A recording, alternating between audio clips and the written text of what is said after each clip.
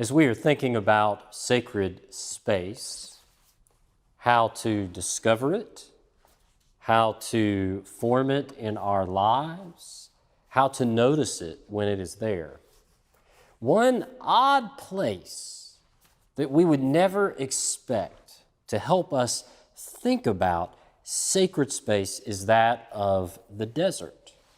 The desert is arid and dry. It is lifeless. There seems to be that constant lack of water, making living there quite difficult.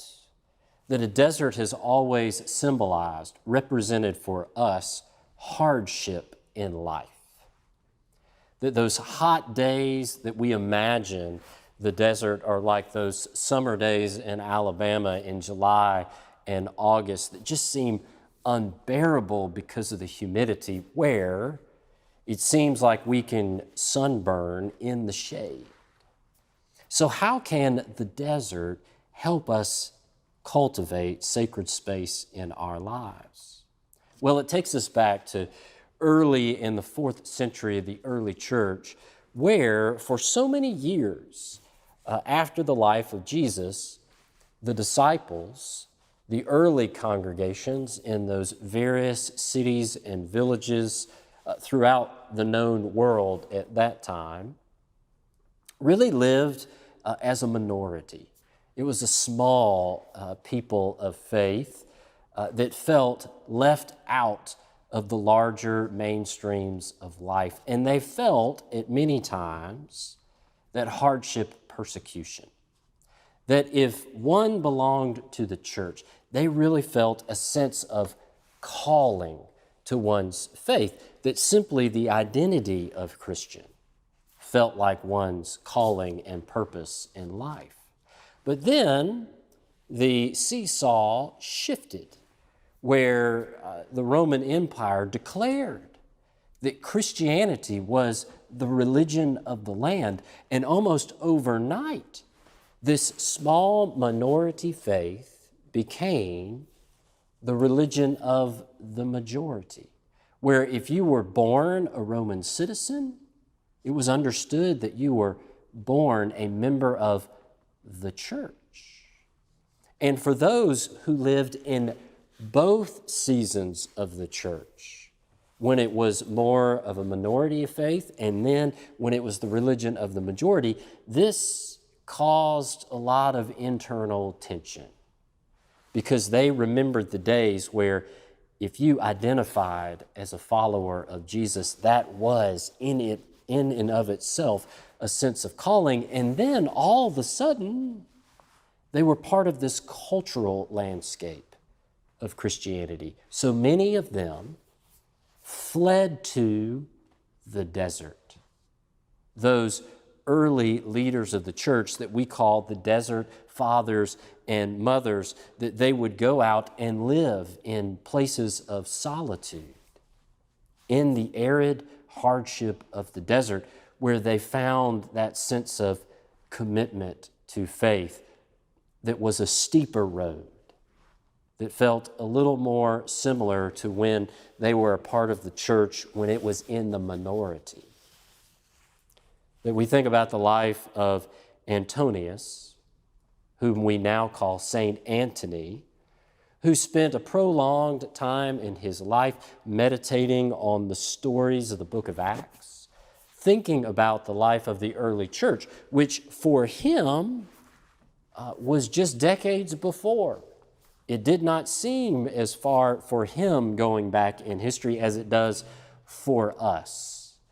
And he had this sense of trying to instill in his life the image of Christ, to be Christ for others, in the same way that Christ was for him. And his efforts to embody the love of God, reading the stories of the early church in Acts, where all the disciples, as it says, held things in common and gave to the needy. That he had this sense of conviction, this sense of commitment to take all of his parents' estate, to sell everything that he had and to give it to the poor. That he followed those words quite literally. And then, having given everything away, he went out into the desert of Egypt for some 20 years, where he says that he wrestled with his faith and with his demons. Those places in our lives where we feel in contradiction with ourselves. That there in the desert, with nothing to occupy his time but his own sense of emotions and his own thoughts, he wrestled, he fixated on everything that he had left behind, that seemed to occupy his thoughts and to bother him on a level that bothered him. And then he also found himself fixated on what he was missing out on, that also plagued him away, that he was not comfortable with. So he spent his time in the desert, as he says, forming his character to where he wasn't just fixated on what he left behind or what he was missing out on, but really where he was focused on what he had, on the grace of God that was there in his life. And then he talks about leaving the desert. And in the next season of his life, we see him moving freely amongst the society's elite as well as the community's poor. And he seemed to move from place to place with such ease, being the same person no matter who he was surrounded with, teaching and counseling and caring for everyone that was in front of him. It makes us think about that story of Jesus walking along the shores of the Sea of Galilee. And he walks up to these fishermen, Simon, known as Peter, and his brother Andrew, there with their fishing nets. And Jesus says, "Follow me." And it says that they followed, leaving their nets behind. And if we are honest, we would say how difficult it is to leave our nets behind. That it is easy for us to be occupied with what it is we are letting go of or what it is we feel we are missing out on, which keeps us from seeing what is actually there, what it is we have to be grateful for in our lives. It's like the story of the Apostle Paul on the road to Damascus, that when he heard the voice of Christ and it changed the direction of his life, there were many things that he gave up, many hardships that he had to face, whether it was criticism from others, whether he was arrested and placed in prison, whether he was rejected or his safety was threatened, or whether he just found himself traveling from place to place to place. It is the reason he writes things like this in Philippians chapter 4. I know what it is to have little, and I know what it is to have plenty. In any and all circumstances, I have learned the secret of being well fed and of going hungry, of having plenty, and of being in need. That even though Paul faced giving up many things or dealing with hardships in his life, he also realized what he had gained. That the table had been widened for him, where others were able to pull up their chairs, where he could sit down with Jew and Gentile alike, that his life and others were enriched by the very grace of God. That it sounds a little bit like the life of Saint Anthony, knowing what it is like to have little and what it is like to have plenty, and that our lives are not defined by either, that they're defined by the grace of God that we have in both of those circumstances.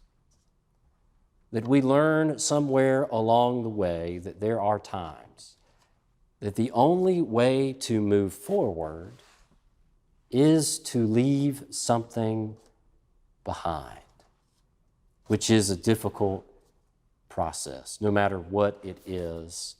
Sometimes we have to leave our nets behind, whether those are the nets of our comforts, things that make life easier, or whether those are the nets of judgment that perhaps we find ourselves placing on others.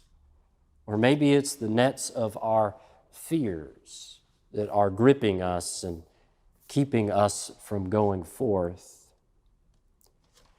One important aspect of all of this is that it is very dangerous to prescribe for others what it is they are supposed to leave behind.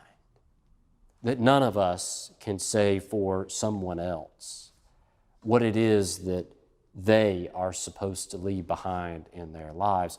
More importantly, we must be willing to enter the desert, to go to a place where we put aside what it is we think is important, to take some time away from the busyness around us, where the only thing we have to focus on are our thoughts, are the emotions inside of us, where we realize, what is it that is in contradiction with ourselves?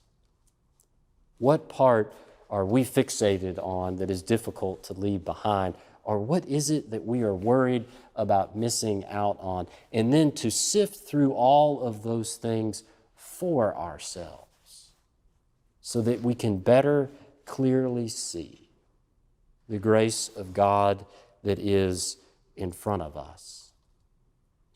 In many ways, it's like the ancient practice of fasting.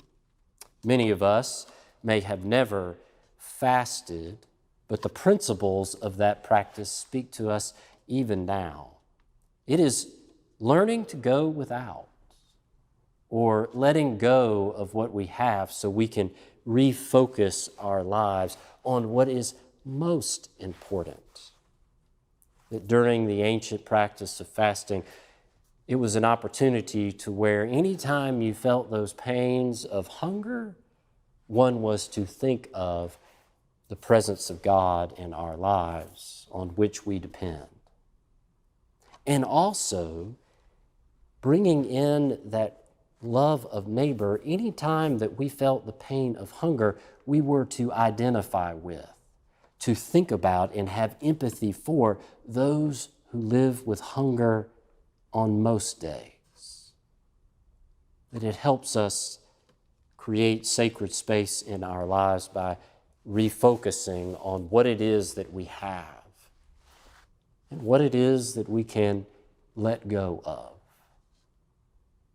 And even if we don't practice fasting, there are many ways in which to mark time differently to help us refocus our lives, to reframe what is important for us. That we could take up the practice of journaling, sitting down every day or every few days to think about the emotions that we have inside of us, the things that capture our thoughts, to sift through them for ourselves, to think about what it is we want to hold on to and what it is that would be helpful to let go of. Or even practicing dialogue with others, where we not only speak, but we also listen.